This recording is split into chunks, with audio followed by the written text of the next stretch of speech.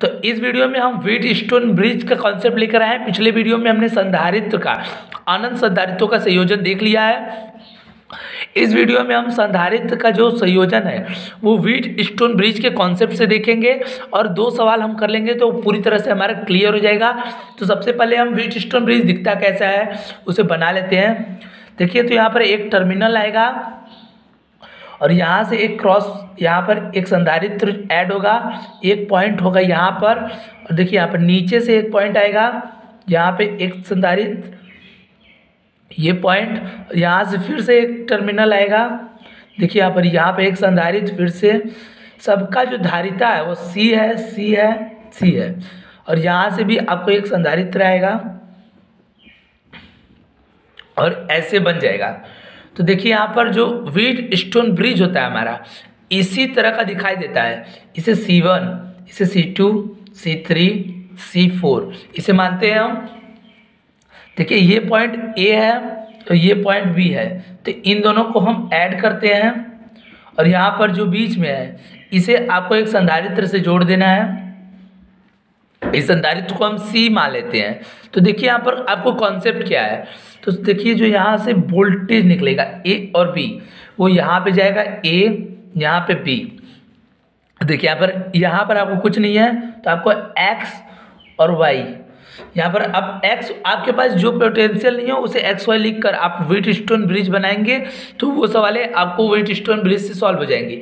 लेकिन यहाँ पर हम आपको व्हीटस्टोन ब्रिज का जो कॉन्सेप्ट सुना रहे हैं, तो देखिए यहाँ पर जो व्हीटस्टोन ब्रिज का जो कॉन्सेप्ट होता है वो ये है कि जो देखिए यहाँ पर धारिता 1 एक लेफ्ट साइड, इस साइड को छिपा लीजिए, यहाँ पर लेफ्ट साइड में C1/C2, जो C1/C2 है इसे आपको अनुपात करने पर, देखिए यहाँ पर C1/C2 इसका अनुपात जो इसे आप छिपा लीजिए आप C3 और C4।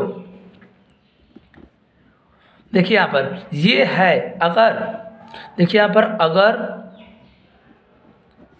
बराबर है, अगर बराबर है तो देखिए यहाँ पर अगर C1 मतलब कि इससे अर्थात बीच वाले से जो इस साइड का है उनका संधारित्रों का अनुपात C1/C2 बराबर है C3/C4 के, तो आपका जो बीच का टर्मिनल है C ये आपका कैंसिल हो जाएगा। इसमें आपको यहाँ पर धारिता अर्थात जो वोल्टेज है वो प्रवाहित नहीं होगा। देखिए यहाँ से जो वोल्टेज निकलेगा इसमें लेकर यहाँ से डायरेक्ट यहाँ पर वापस जाकर B टर्मिनल चला जाएगा। यहाँ से भी जो वोल्टेज निकलेगा यहाँ पे जाते जाते जाते यहाँ पे मुड़ेगा तो है नहीं, यहाँ पर डायरेक्ट मुड़ते मुड़ते यहाँ से आपको एंड पॉइंट पे चला जाएगा। तो यहाँ पर इसमें जो पोटेंशियल है विभवांतर वो हमेशा 0 रहेगा। तो इसीलिए आपको ये जो बीच वाला होगा उसे आपको कॉन्सेप्ट क्लियर है कि कैंसिल कर देना है। अगर आपको C1/C2 अर्थात C1/C2 और C3/C4 दोनों का अनुपात समान हुआ तो आपको जो बीच वाला, बीच के संधारित्र का जो मान है, संधारित्र का मान उसे कैंसिल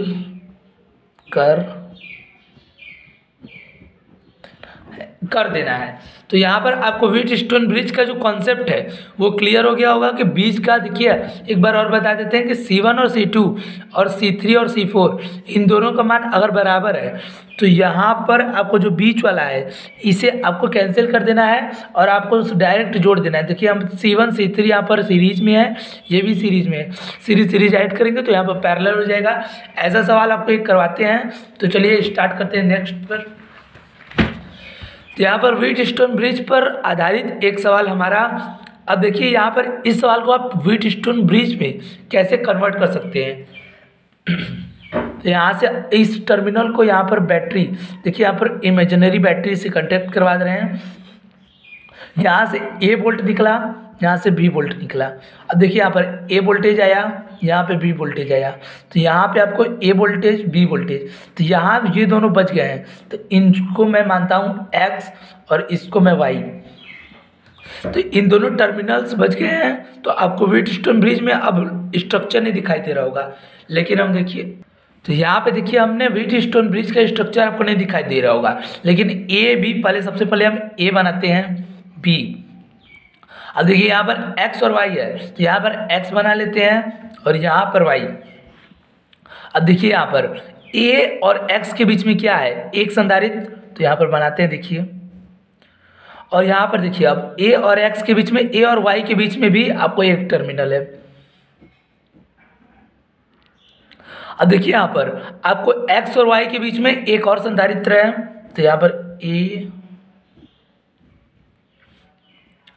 एक्स और बी के बीच में यहाँ पर 3 संधारित्र हैं,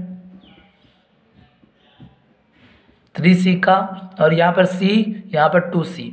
अब देखिए यहाँ पर B और Y के बीच में 6C का आपको संधारित्र है। अब देखिए यहाँ पर आपको C1, C2, C3, C4 करना है, तो C1/C2 इक्वल टू अब C3/C4। तो यहाँ पर अब आपको C, 2C, 3C/6C, 1/2, यहाँ से आपको C से C कैंसिल तो 1/2 और C से C कैंसिल तो 1/2। तो यहाँ पर दोनों का अनुपात समान है, अर्थात आपको जो बीच वाला x और y है इसमें आपका वोल्टेज प्रवाहित नहीं होगा, तो ये कैंसिल। अब इसे हम सॉल्व करते हैं। तो देखिए यहाँ पर स्ट्रक्चर बना कैसे है। अब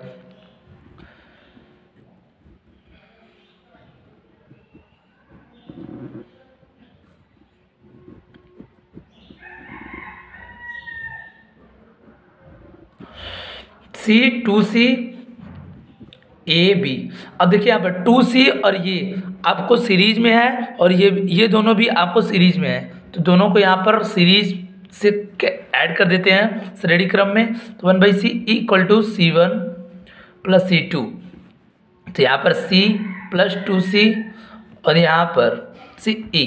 तो यहाँ पर ये वाला और दूसरा देखिए यहाँ पर ये भी है C1 प्लस C2, तो यहाँ से आपको 1/3C प्लस 1/6C। तो यहाँ से आपको 6C, देखिए यहाँ पर 2 आ गया ऊपर, प्लस यहाँ पर 1, तो यहाँ पर CE का जो मान है वो आपको आएगा 6C/3 या 2C। यहाँ पर CE का मान 2C आ गया। अब देखिए यहाँ पर इसे ऐड करने पर 2C इक्वल टू अब 2 प्लस 1, यहाँ पर 3C/2, ये आपका CE का मान यहाँ से आ गया। तो इधर का जो मान है वो 3C/2 है, इधर का मान है 2C है। तो दोनों का स्ट्रक्चर कैसे बनेगा। अब देखिए यहाँ पर दोनों, यहाँ से 3C/2, यहाँ पर देखिए 3C/2, और जो अगला संधारित्र है वो यहाँ पर 2C है। तो यहाँ पर दोनों ऐड हो जाएंगे, और देखिए दोनों समांतर क्रम में है, तो समांतर क्रम में ऐड का जो फॉर्मूला होता है CE equal to C1 plus C2। तो 2C/2, यहाँ पर 3C/2 प्लस 2C, तो यहाँ पर दोनों 2 equal to 3C plus 4C, तो यहाँ पर 7C/2। CE इक्वल टू आपका जो मान है वो 7C/2। तो देखिए यहाँ पर पहले तरह का जो सवाल था व्हीटस्टोन ब्रिज पर वो हमने सॉल्व कर दिया है, संधारित्र का मान 7C/2 आ गया है। अब नेक्स्ट सवाल में चलते हैं। तो देखिए यहाँ पर व्हीटस्टोन ब्रिज पूरी तरह से बना हुआ दिखाई दे रहा है, तो आपको यहाँ पर C1/C2 C3 करना है, तो यहाँ पर C1/C2 इक्वल टू C3/C4 करते हैं यहाँ पर, तो 1/2 इक्वल टू ऑफ 3/6, तो यहाँ से आपको कैंसिल करना है, तो 1/2 इक्वल टू ऑफ 1/2।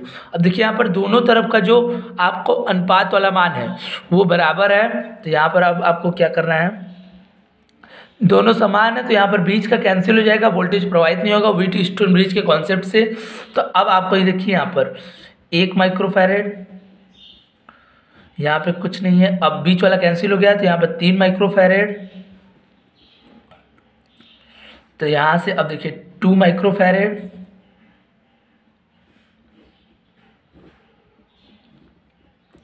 यहाँ पे देखिए 6 माइक्रोफैरेड। अब देखिए ये कैसे आपको सॉल्व होगा, तो यहाँ पर 1 माइक्रोफैरेड 2 माइक्रोफैरेड दोनों आपको सीरीज में है, ये भी सीरीज में है, तो यहाँ पर सीरीज को सॉल्व करते हैं। CE इक्वल टू C1 अर्थात यहाँ तो 1 + 2, तो यहाँ से आपको क्या आएगा, तो देखिए यहाँ पर 2 अर्थात 2/3 आपका ई का मान आएगा यहाँ पर ऊपर नीचे करने पर। देखिए यहाँ पर अब देखिए इसका मान जो आएगा 1/c ई इक्वल टू अब C1 प्लस C2। अब यहाँ से आपको 1/3 प्लस 6 जो मान है आपका वो देखिए यहाँ पर 6 हो गया। अब देखिए यहाँ पर 2 + 1 3/2 3/6 या 1/2 या सी ई का मान आपको 2 आ गया। यहाँ से आपको सी ई का मान 2 और यहाँ पर 2/3, तो दोनों को अब हम ऐड कर देते हैं। तो देखिए यहाँ पर तो बचा क्या आपको पहला कॉन्सेप्ट ऊपर, इसे हम पहला टर्मिनल तो इसका संधारित्र 2C और यहाँ पर नीचे वाला संधारित्र आपको 2 माइक्रोफैरेड। अब देखिए यहाँ पर दोनों को ऐड करते हैं 2C और ये समांतर क्रम में है, तो यहाँ पर समांतर क्रम में 2/3 + 2, यहाँ पर 3 2 + 6, यहाँ पर 8/3 आपको सी ई का मान पूरा आ गया है। तो देखिए अगर वीडियो पसंद आया तो वीडियो को लाइक करें, चैनल को सब्सक्राइब करना मत भूलिएगा। धन्यवाद।